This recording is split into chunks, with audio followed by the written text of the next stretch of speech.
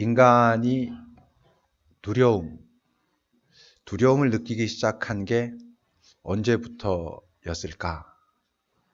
언제부터 그 두려움이라고 하는 감정을 느끼기 시작했을까? 그건 인간이 하나님으로부터 떨어져 나오면서부터 그런 것이죠. 인간은 원래 어떻게 지음받았냐 하면 하나님께 의존하도록 지음받았습니다. 그래서 다른 말로 하면 하나님께서 보호하시는 존재로 먹게 하고 살게 하고 멋진 인생을 걸어가게 하고 하는 존재로 하나님께서 만드셨는데, 인간이 뭘 거부했냐면 하나님께 의존적인 존재로 살아가는 것을 거부한 것이죠. 그래서 사단이 그 첫 인간들이 하나님을 거절하게 했던 아주 중요한 말 중에 하나가 뭐였습니까? 아니야, 죽지 않아.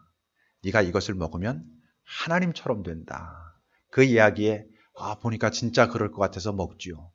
다른 말로 하면 뭐냐 하면 이젠 하나님께 의존적인 존재로가 아니라 자기가 독립적인 존재로 자기 생각대로 자기 계획대로 자기가 하고 싶은 대로 살아보고자 했다는 것이죠. 그게 타락의 본질이고, 근데 문제는 뭐냐 하면 인간이 자기가 스스로 존재했던 존재가 아니라 하나님께서 만드신 존재였고 하나님께 의존할 때 가장 평화롭고 안정적인 존재로 만드셨는데, 독립해버리고 나니까 독립적인 존재는 아니었는데 독립적일 수밖에 없게 되니까 그 다음에 뭐가 필요해요? 자기가 이제 자기를 지켜야 하거든요. 자기가 자기를 지켜야 하니까 필요로 하기 시작한 게 힘이었습니다.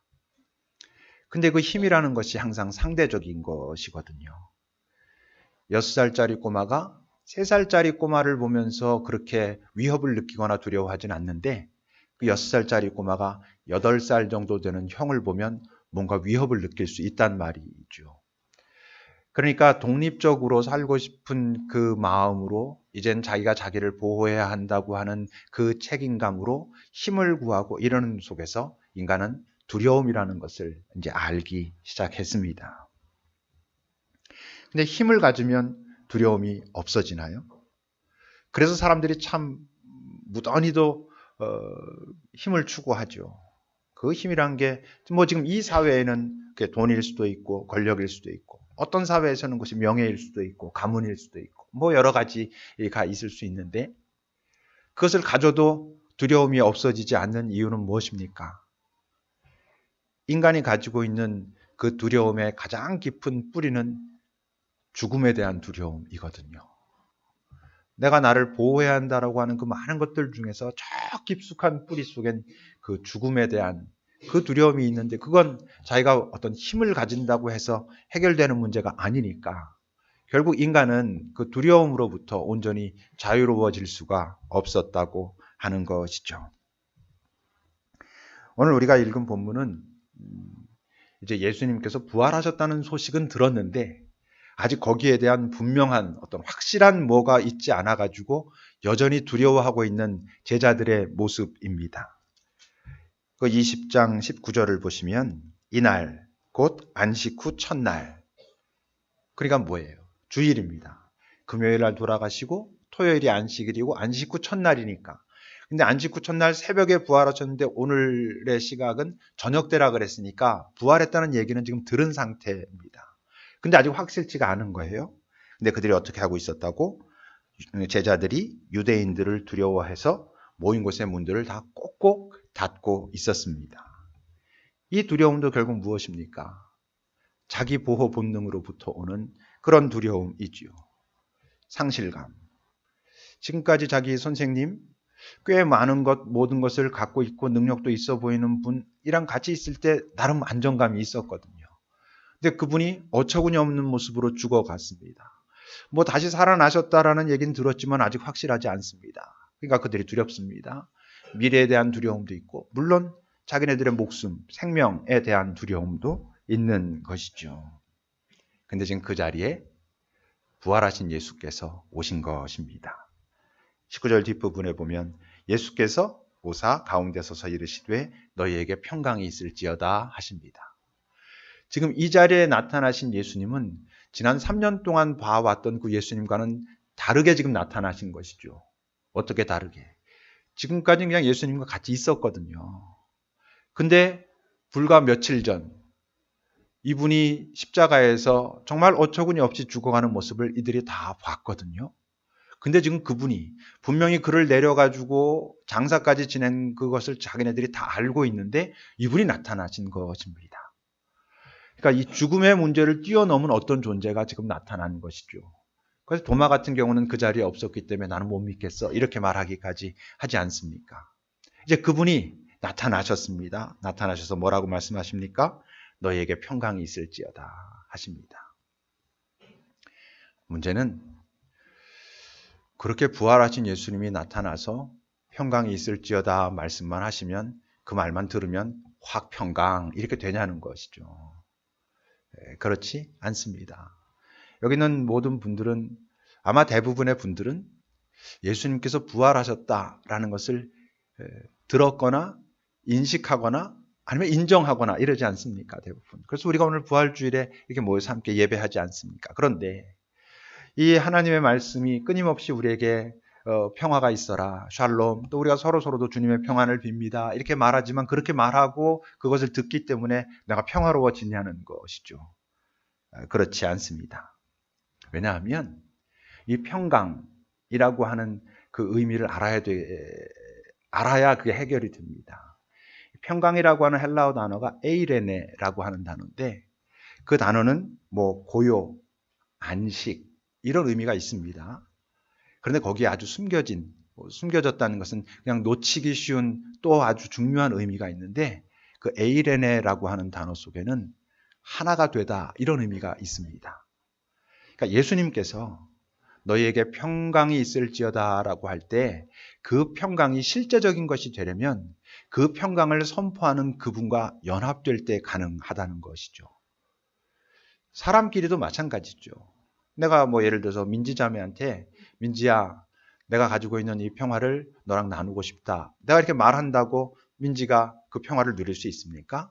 저랑 정말 잘 소통되고 이분이 내 편이구나. 얘가 내 편이구나. 서로 그럴 때 어떤 우리의 것들도 이렇게 교감하고 같이 가질 수 있는 것처럼 예수님의 평강도 그저 그분이 우리에게 평강이 있어라, 샬롬이라고 말씀하셨다라고 해서 에이레네라고 말씀하셨다라고 해서 평강 되는 게 아니고 그 평강을 가진 그분과 온전히 잘 하나 될 때 이제 그것을 경험하게 된다는 거죠.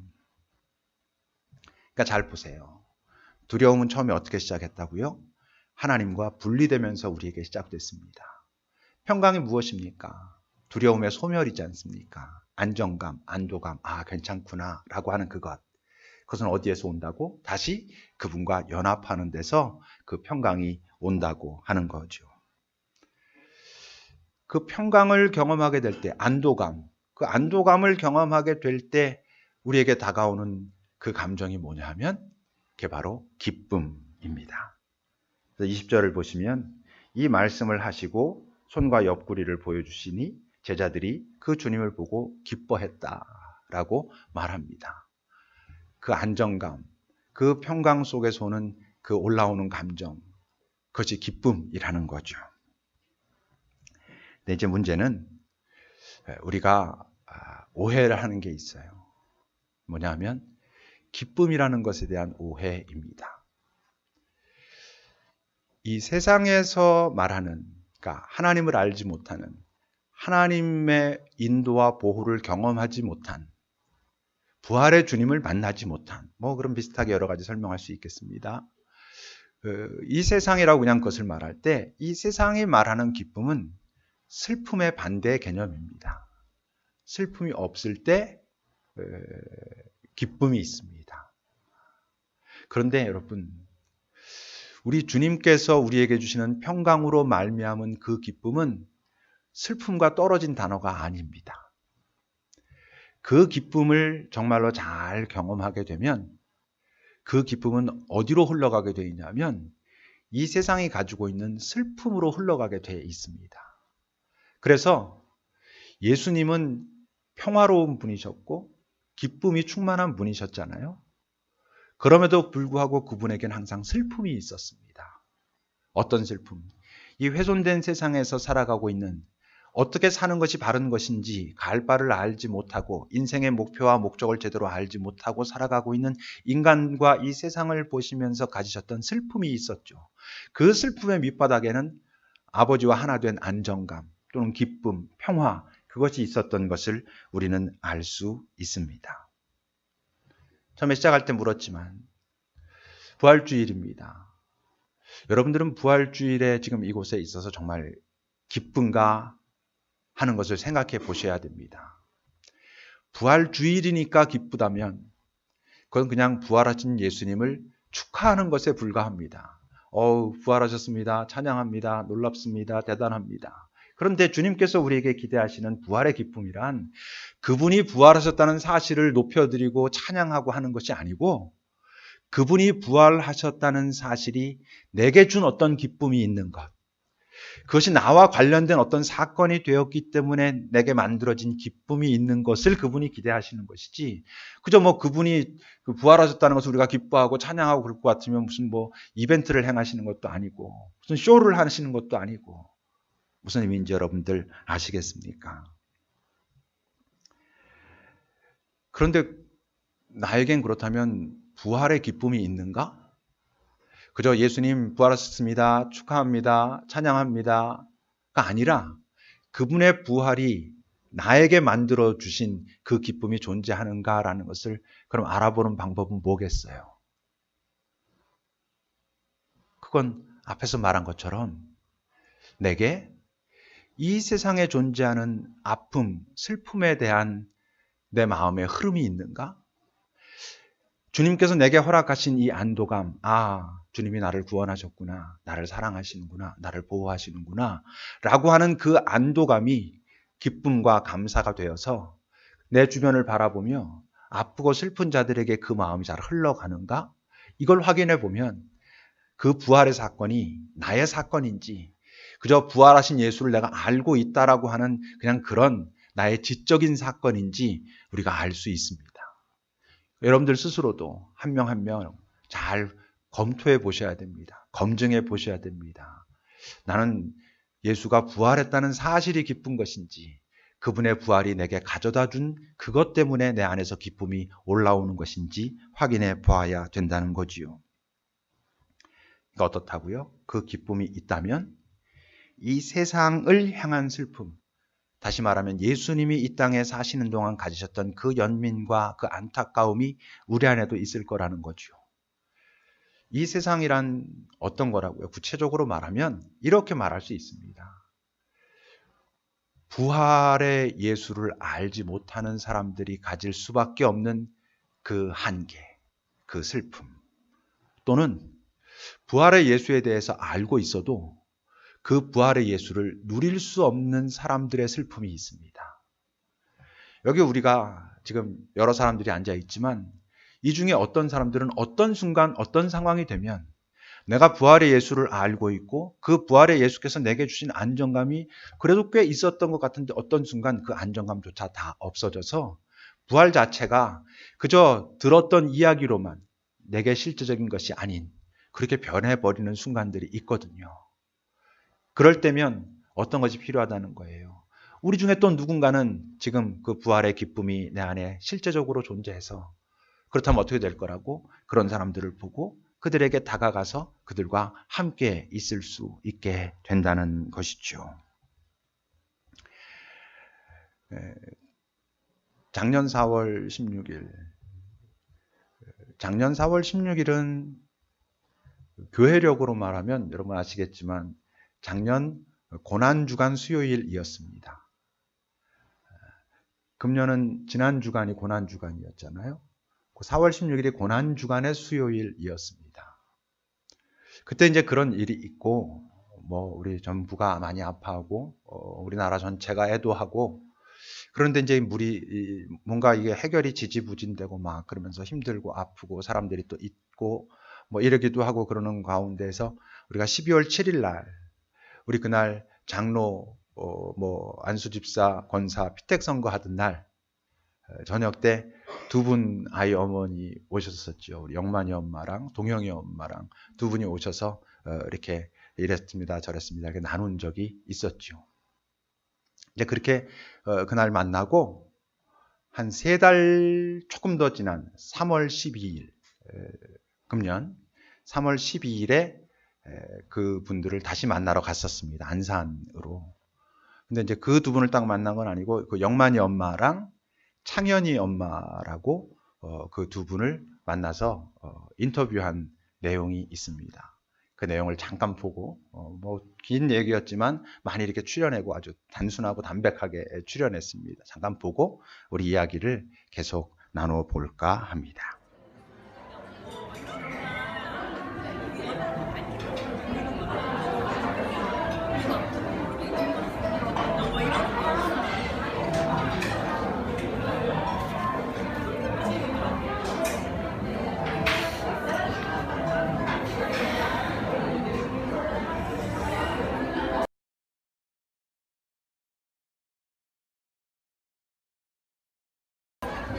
어때?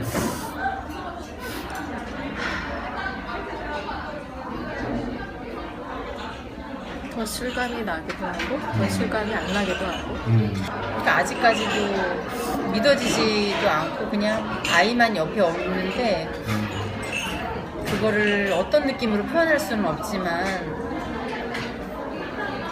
처음에는 물론 너무 힘들었죠. 당연히 처음에 몇 개월을 너무 힘들게 그러다가 또 그냥 정신없이 막 미친 듯이 여기저기 쫓아다니다가 좀 잊어버린다는 게 아니라 이제 조금 적응을 하는 것처럼 내가 스스로 적응을 하고 있구나라고 느끼는 순간 어느 순간에 다시 또 마음이 무너져 내리고 그러니까 이게 이 트라우마가 주기가 있다는 생각이 자꾸 들어요. 그러니까 어떤 이런 굴곡이 있는 것 같아요. 조금 좀 참을 만한 것처럼 내가 잘 견디고 있구나라고 느끼는 순간 어느 순간에 또 어떤 계기로 어디서 들리는 말이라든가 이런 걸로 통해서 뭐 언론에서 보여지는 어떤 그런 뭐 말이나 이런 걸 통해서 어느 순간에 또 나를 잘 다지고 있는 것 같았는데 또 무너지고 지금은 이제 아시겠지만 또 일주기가 다가오면서부터는 또 힘들고 그러니까 이게 생각하면은 사람들이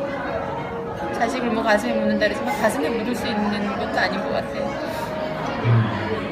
그냥 언제가 될지 모르지만 그냥 평생 그냥 이렇게 이게 치유가 된다는 거 할 수도 없을 것 같아요. 그냥 매일 그냥 이렇게 그냥 견디는 것 뿐이지. 살아있는 거? 네, 그냥 치유라는 단어는 아마 맞지 않을 것 같은 생각이 들어요. 그러니까 완전한 치유는 없을 것 같고 그냥 이렇게 견디면서 그냥 지내는 거. 네, 착하지 않았어요. 제가 생각하는 생각은 착하지 않았어요. 일단 엄마도 별로였을 것 같고 우리 엄마도 별로라고 했을 것 같고 제가 생각했던 창현이도 우리 아들은 별로다 이렇게 생각하고 그렇게 보낸 게 제일 쉽죠. 제일 미안하고 그런 게 저는 나름 애를 너무 많이 진짜 마음으로 마음껏 사랑했어요. 우리 아이도 그렇게 알고 있고 저랑 관계가 그렇게 너무나 사랑했기 때문에 보내고 나고서 그날 빈소에 찾아오시는 분들한테도 저는 그렇게 당당하게 얘기했어요. 저는 아이를 너무 사랑했기 때문에 이제 후회는 없다고 그랬는데 물론 다가올 날을 이렇게 힘든 날이 올지는 그때는 생각을 못했어요. 그래서 후회 없이 사랑했다고 후회는 없다고 얘기를 했는데 보내고 나니까 하나씩 많은 것들이 다 이제 그게 이제 부모로서의 죄책감이나 이런 게 들더라고요.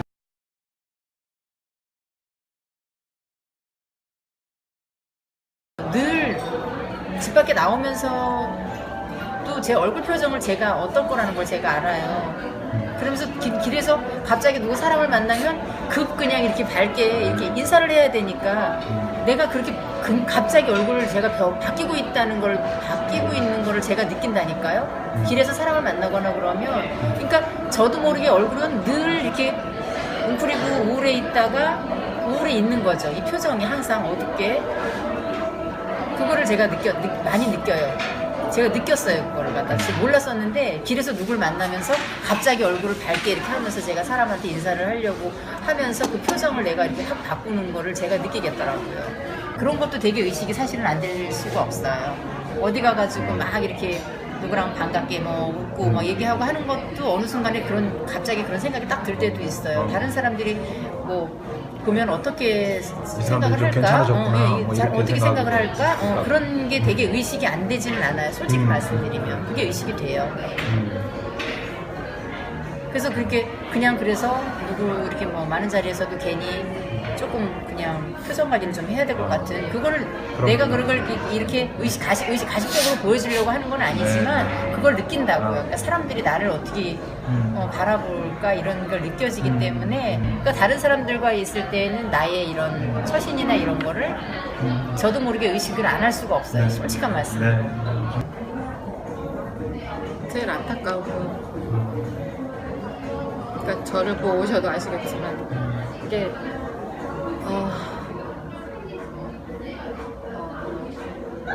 예전에 저는 이런 모습 아니었거든요. 그냥 물에 물 탄 듯 그냥 좋은 게 좋은 거지. 기독교인이 그렇잖아요. 그게 잘하는 건 줄 알고 그러니까 지금 싫은 거 싫다고 하고 아닌 건 아니고 그다음에 약간 좀 냉정해진다 그럴까? 냉철해지고 그런 부분이 섬뜩해지기도 제가 저를 봐도 저도 되게 좀 이렇게 살면서 되게 좀 뭐라 그러지 일하는 걸 막 악착같이 하고 좀 독하게 그렇게 일하고 했는데 이 일 겪고 나면서 한순간에 무너지다 보니까 늘 말씀드리지만 그게 되게 자신이 없는 거예요. 내가 다시 그렇게 설 수 있을까? 어떻게 해야 되는지 누가 나한테 그걸 좀 가르쳐줬으면 좋겠다는 그런 생각이 자꾸 들어요. 어떻게 해야지 이거를 잘 견디고 어떻게 이걸 잘 이겨낼 수 있는 건지 그런 두려움이 제일 많아요. 저는 늘 그 두려움이 아무것도 어떤 거에서도 기쁨을 찾을 수가 없고 다시 그런 날이 오지 않을 것 같고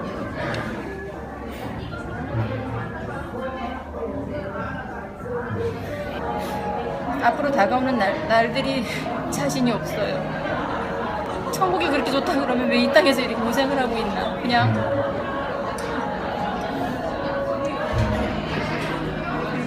그런 생각이 자주 들어요. 그냥 정말로 천국이 좋다 그러면 왜 이 땅에서 이렇게 고생을 하고 있지? 이런 고통을 겪으면서 왜 이런 생각을 하고 있을까? 일단은 삶의 의욕이 없으니까 내가 무엇을 할 수 있을지 뭘 한다고 한들 잘할 수 있을지 어디 가서 내가 예전처럼 내가 그냥 평상시에 내 모습으로 그렇게 견디면서 잘 지낼 수 있을지 아침에 눈 뜨면서 그런 생각 먼저 들어요. 그러니까 하루가 너무 힘든 것 같아요.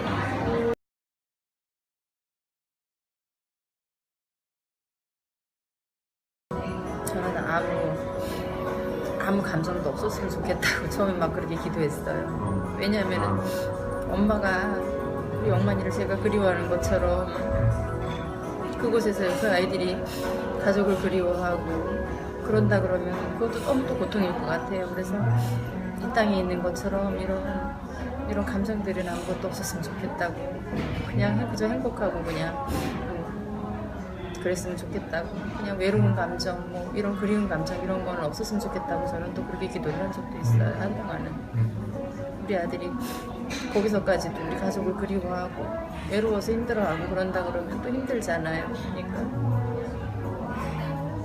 감정들이 있어도 그런 감정은 없었으면 좋겠다고.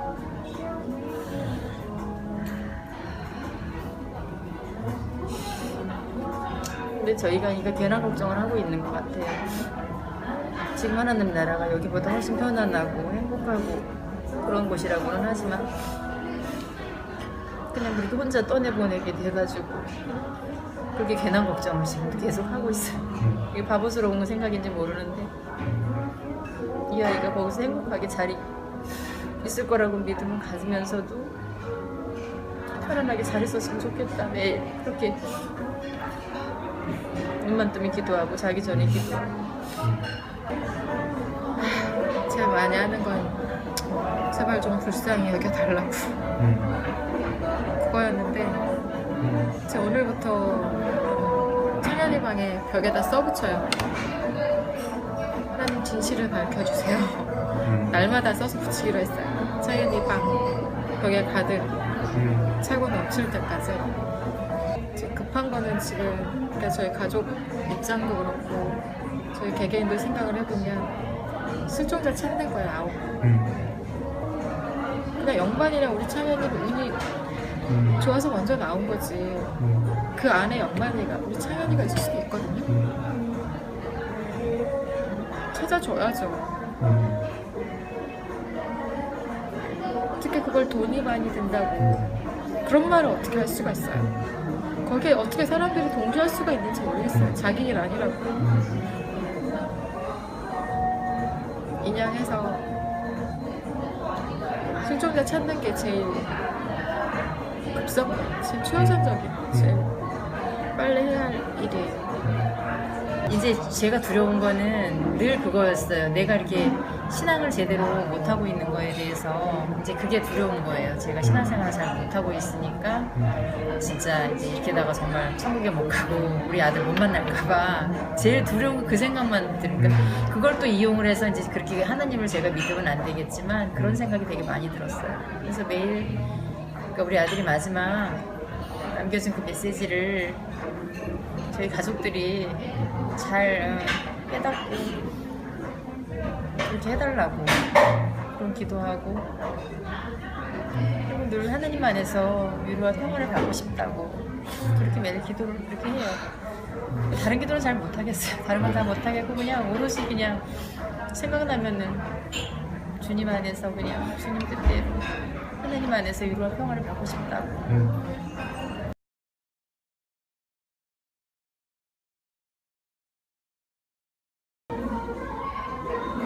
생각 없어요. 별 생각 없어요. 차라리 순한 고난은 오히려 그 부분이 더 주님의 순한 영원하신 그 절정은 부활인데 그거는 잘 믿음이 안 가죠. 그러니까 우리 차연이가 부활했을 때 우리가 알아볼 수 있을까? 이런 생각도 하고 마음이 이제 일단은 좀 움직여줘야 돼. 마음이 움직여야 되잖아요. 그러니까 그 부활이라는 단어의 뜻은 알지만 그거를 그러니까 이렇게 다시 믿고 따를 수 있는 그런 마음이 움직이지가 않으니까 좀 어느 정도 시간이 흐르고 나서에는 다시 이렇게 삶의 의미도 찾고 그럴 수 있는 저희가 된다 그러면 다시 그런 거를 붙잡고 다시 그렇게 할 수 있겠지만 저도 그냥 똑같은 생각이에요. 아무 생각 없어요. 그냥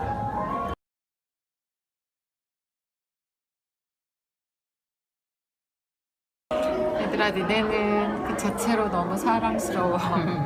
사랑해. 자기 자신에 대해서 정말로 소중하게 생각할 줄 알아야 될 것 같고요. 그리고 무엇이든지 하고 싶은 일에 있어서는 망설이지 말고 할 수 있는 그런 자신감을 좀 가졌으면 좋겠다는 생각이 들어요. 이 사회에 있어서 저희 아들한테도 제가 이제 많이 하는 이야기인데 사회 나갔을 때 지금까지 저희가 이제 이런 일을 겪고 이제 느끼는 게 어른답지 제대로 그러니까 내가 해야 할 것에 대해서 제대로 하지 않았던 거에 대한 이제 후회가 좀 많이 있거든요. 그런 문제에 있어서 자기의 이렇게 목소리를 자기 위치에서 어떠한 방법으로든 할 수 있을 때 자기의 그 목소리를 다 낼 수 있는 주저하지 말고 그런 사람이 되었으면 하는 그런 생각이에요.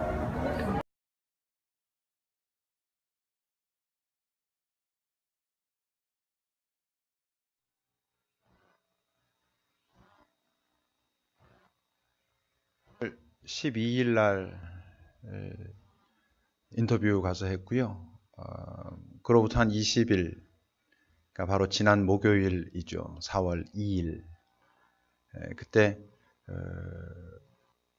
그 뉴스에서 그 광화문에서 뭐 돈 얘기 나오고 뭐 막 이제 이래가지고 그 유족들이 그 삭발하고 이러는 사진들을 이렇게 보다가 사진 하나를 발견했어요.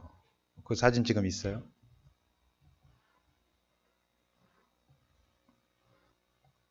누구시냐 하면 아까 여러분들이 보셨던 그 영만이 엄마가 머리를 깎으셨죠.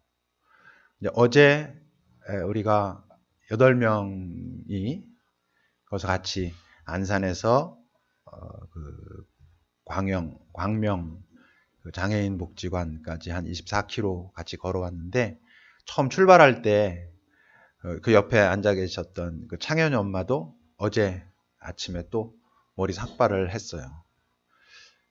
쭉 걸어오면서 그 이정민 권사님이랑 그런 얘기했어요. 문득 이게 도대체 지금 이게 무슨 짓을 하고 있는 건가 싶은 거예요. 이게 지금 도대체 무슨 일인가. 엄마들이 삭발을 하고 지금 그 영정 사진을 들고 이 길거리를 지금 걸어가고 있는 게 이게 어떻게 해서 이게 어떻게 해서 이 일이 지금 여기까지 이렇게 벌어졌는가, 그런 생각이 들더라고요. 어제 그 삭발을 하신 엄마 중에 한 분이 이제 뭐 마지막으로 하실 말씀이 있냐니까 그렇게 말씀하셨어요.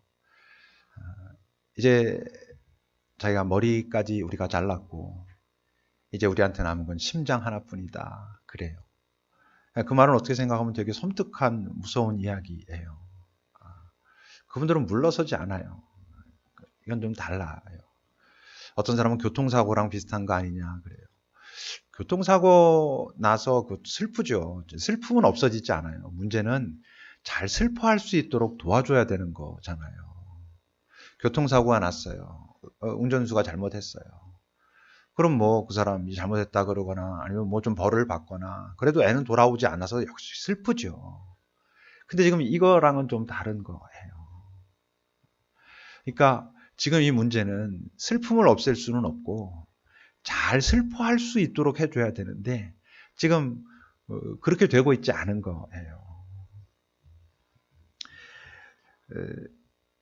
어제 이제 그 쭉 한 9시간 가까이 이렇게 걸어오면서 뭐 이제 방송차에서 이런저런 지금 상황이 이런 것입니다. 여러분들은 이렇게 듣고 있지만 사실은 이것입니다. 이제 이런 이야기들을 쭉 하시면서 그들이 항상 마지막에 하는 얘기는 그거였어요. 시민 여러분 함께 해 주십시오.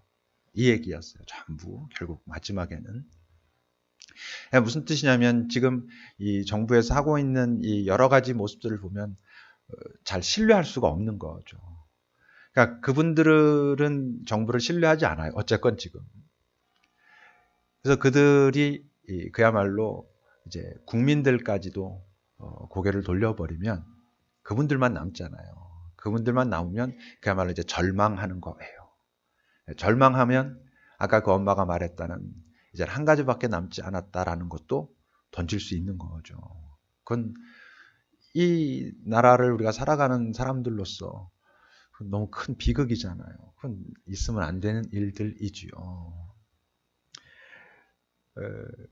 처음에 사고가 나고 나서 조금씩 지나면서 이제 사람들이 조금씩 피로감을 느끼기 시작할 때, 세월호 때문에 죽겠다, 뭐 이런 얘기들 했고, 요즘도 좀 그런 이야기가 있는데, 요즘은 이제 그 분위기가 좀 달라진 것이죠. 그때는 세월호 사건 때문에 사람들이 많이 죽고, 너무 분위기가 이렇게 힘들어가지고 죽겠다 그랬다가, 요즘 세월호 때문에 죽겠다라고 말하는 분위기는 사실은 세월호 유족들 때문에 죽겠다라고 하는 분위기가 사실 없지 않아 있어요.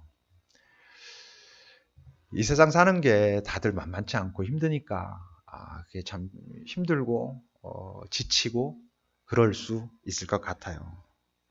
근데 거기엔 좀 우리가 착각이 있어요.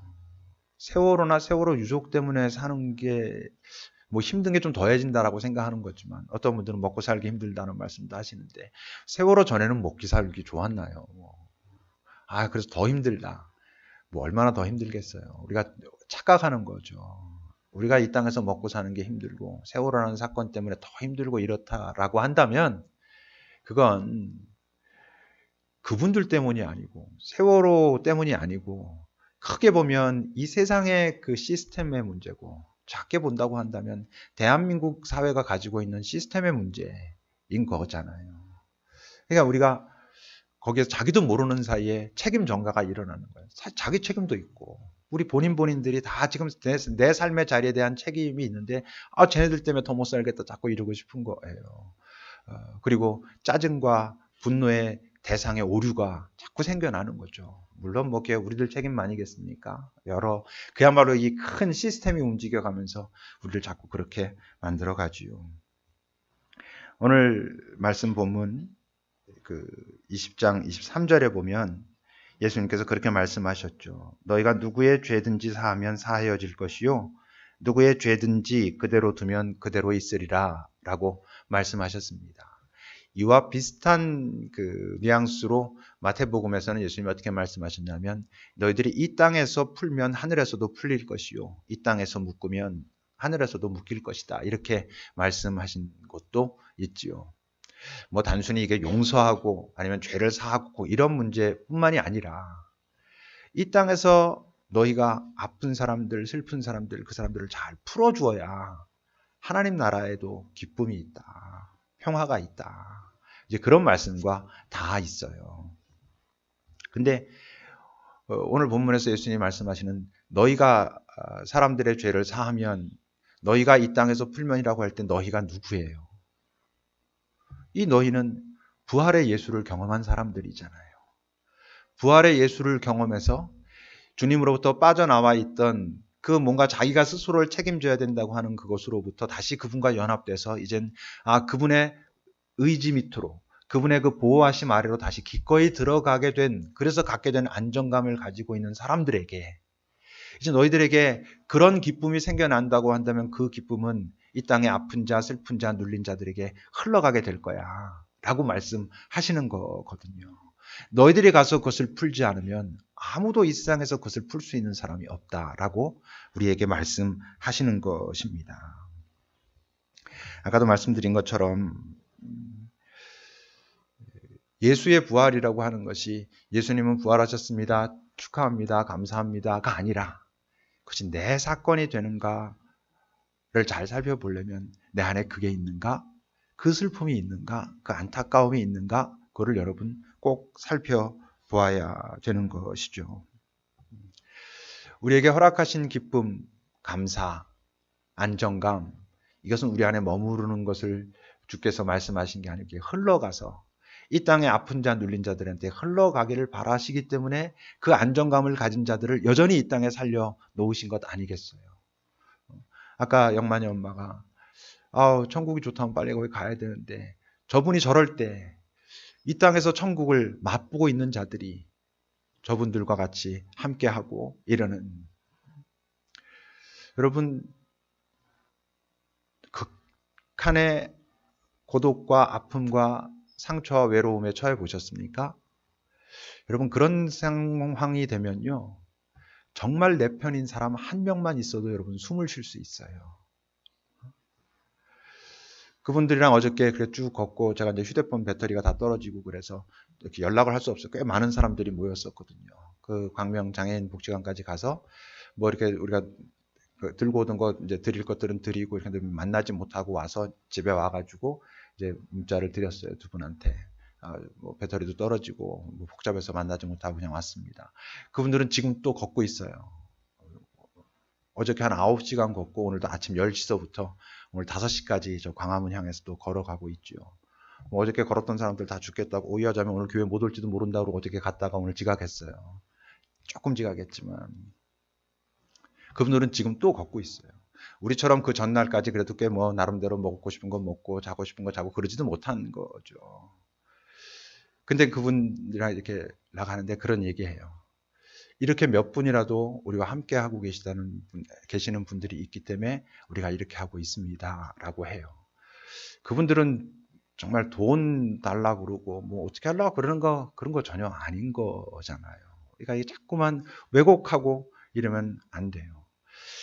뭐 세월호만 그러겠습니까? 지금 이 사회에 아주 세월호라고 하는 그것이 너무 상징적으로 크게 대두되어 있으니까 그렇지. 작게는 우리 가족 안에도 있을 수 있고, 우리 그 팀 안에도 있을 수 있고, 다 있을 수 있지요. 여러분, 잘 확인하십시오. 오늘 부활주일, 그 부활의 주님이 나와 정말 관계가 맺어져서 그분이 내게 두신 그것이 있는가를 잘 확인해 보세요. 뭘로 확인한다고? 흘러가는가? 흘러가기를 원하는가? 내가 이렇게 보고 찾으려고 하는가? 아니라면 그 기도를 하셔야 됩니다. 주님, 제 안에 부활의 주님께서 나와 관계를 맺으실 때에만 내게 만들어질 수 있는 그 기쁨을 주십시오. 그리고는 그래야 내가 이제 이 땅에서 주님께서 내게 살라 하신 그 이유에 합당하게 살 터인데, 주님, 제가 그 삶을 살게 해 주십시오. 기꺼이 살겠습니다. 라고 하기를 아마 부활의 주님께서 아주 간절히 원하고 계실 것입니다. 기도합시다. 오늘 주님께서 내게 어떤 마음을 주셨는지 한번 잘 살펴보면서 그 마음이 정말 주님께서 내게 이렇게 주시는 마음인가 잠시 돌아보도록 합시다.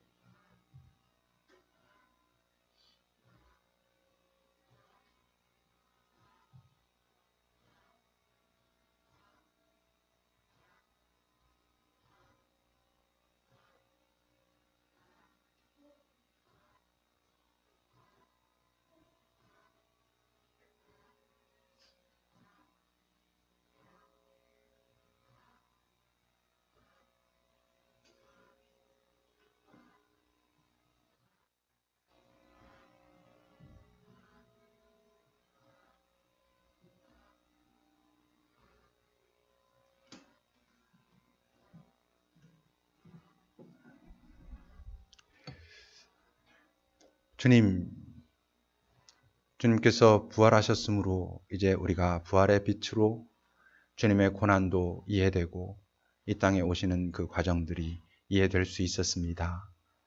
주님, 이제 우리에게 부활을 경험케 하셨사오니 지금 우리가 걸어가고 있는 이 땅의 삶이 결코 만만치 않아도 그 만만치 않은 것에 우리가 그것이 전부인 것처럼 거기에 위축되고 눌리지 않고 우리가 그 만만치 않은 시간들을 정말 부활의 소망을 가지고 걸어갈 수 있도록 인도해 주십시오. 이 땅에 참 곳곳에 우리가 다 알지도 못하는 많은 곳에 또 실제로는 내 마음속 깊숙한 곳에도 정말 아파하고 슬퍼하는 속사람도 내 옆에 있는 사람들, 물론 세월호 사람들도 있습니다. 우리가 우리 주변을 잘 살펴보며 주님의 사랑을 흘려보낼 수 있는 그런 은총을 우리에게 허락해 주십시오. 예수님의 이름으로 기도합니다. 아멘.